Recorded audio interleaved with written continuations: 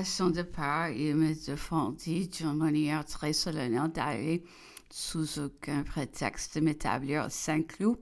Lorsqu'on s'y rentrait du coucher gému, j'objectai que ma mère le trouverait bien extraordinaire. Je demandai quelle raison lui donnait. Aucune, répondit-il. Vous n'êtes plus une enfant. Une femme mariée doit rester chez elle. Vous pouvez y aller dîner.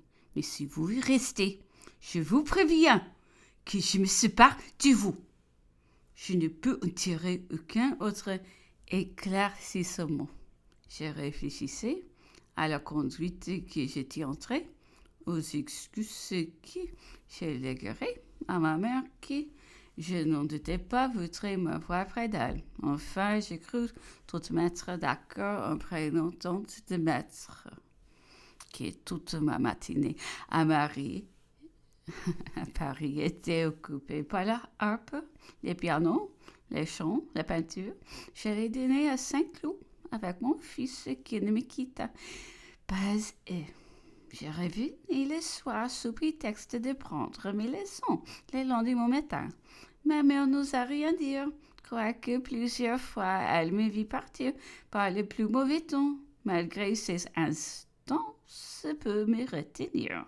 Cependant, on dit que le consul voulut mener une calèche à 6 chevaux, avait accroché et devait être jeté à 20 pas.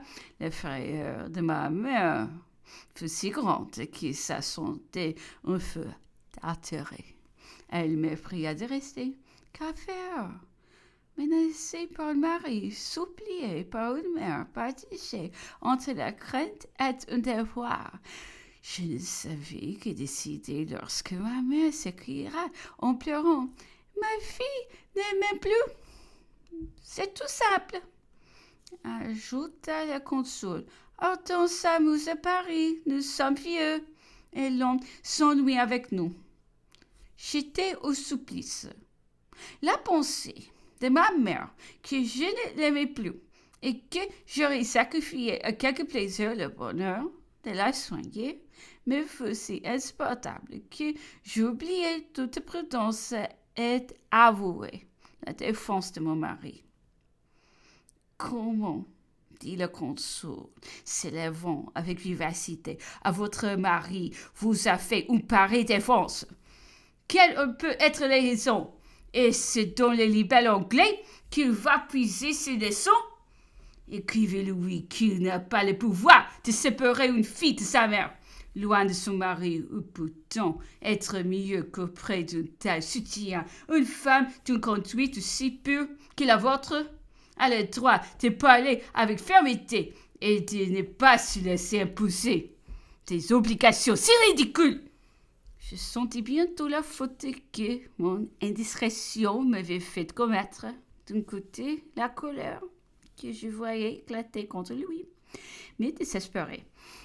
De l'autre, ma mère, qui ne savait cacher aucune de ses impressions, alla se plaindre à toutes ces dames. Je parlais de la bizarrerie de mon mari qui me défendait de demeurer près d'elle. Le monde l'apprit bientôt. Il en tira les conséquences qui pour lui, les vrais et ce qui le coupe le moins, les piquants, les nouveaux. Voilà tout ce qu'il faut à la curiosité de cette foule d'indifférents qui peuplant la société. Mon mari instruit que je n'avais pas observé ces autres, ne m'écrivit plus que des lettres très froides. Un voyage que le consul et ma mère firent en Belgique vint mettre fin à ce sujet de discorde. De jeunes tachés, cousins de ma mère, arriveront de la Martinique au moment de son départ. Elle ne savait quoi faire et me pria de m'en chercher. J'ai soigné les plus jeunes qui étaient souffrants, puis l'aîné qui avait déjà 18 ans. J'eus la prudence de ne pas les prendre chez moi. Le caractère de mon mari m'était déjà trop connu. Il fut logé à mon ancien hôtel et tous les jours il venait me voir. Les aides de camp, le consul, se séparant plus la première fois de leur jeune femme, mais les recommanderont avec cette confiance qu'ils me garderont toujours et venaient régulièrement passer les journées avec moi, les enfants de l'âge du mien, étions de la réunion et faisions notre occupation principale. Nous allions souvent tout ensemble au spectacle ou à la promenade et chacune reprenait ensuite son trésor.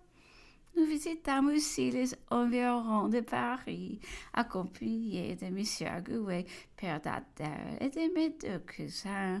Je me croyais tellement obligée de répondre de la conduite de nos jeunes femmes, car une fête qui donna Madame de Lucé à Montmorency, j'osais en blâmer une des airs de coquetterie qu'elle avait montré à une jeune rousse qui fit le marble près de nous toutes. Je lui parlais de son mari, de ses devoirs, et elle écouta mes conseils comme ceux d'une mère. Au reste, je me réunis en effet plus pure et plus honnissante que la nôtre. Soigner nos enfants, recevoir des lettres de voyageurs était notre unique intérêt. Je possédais donc la petite relation qui nourrit à le colonel Savary de toutes les réceptions faites au consul et à ma mère pendant le voyage. La conduite les agréments des jeunes femmes qui nous entouraient ont été cités avec tant d'éloges qui impatienteront quelques belles dames de Paris. Madame Amelan, célèbre redoutable par son esprit satirique, répondit à quelqu'un qui lui vantait les mœurs de la cour du consul. Comment voulez-vous que ce soit autrement? Toutes ces jeunes femmes viennent de se marier et elles adoreront les époux. Voilà un beau mérite. Attendez quelques années avant de juger et vous m'en direz des nouvelles. L'indignation fut générale dans notre réunion en entendant la prédiction de Madame Amelan. Chacune répondait de la fermenture. En effet, une seule, par la suite, d'un lieu de parler d'elle et, je l'avoue, ce fut celle qui avait été coquette à Montmorency.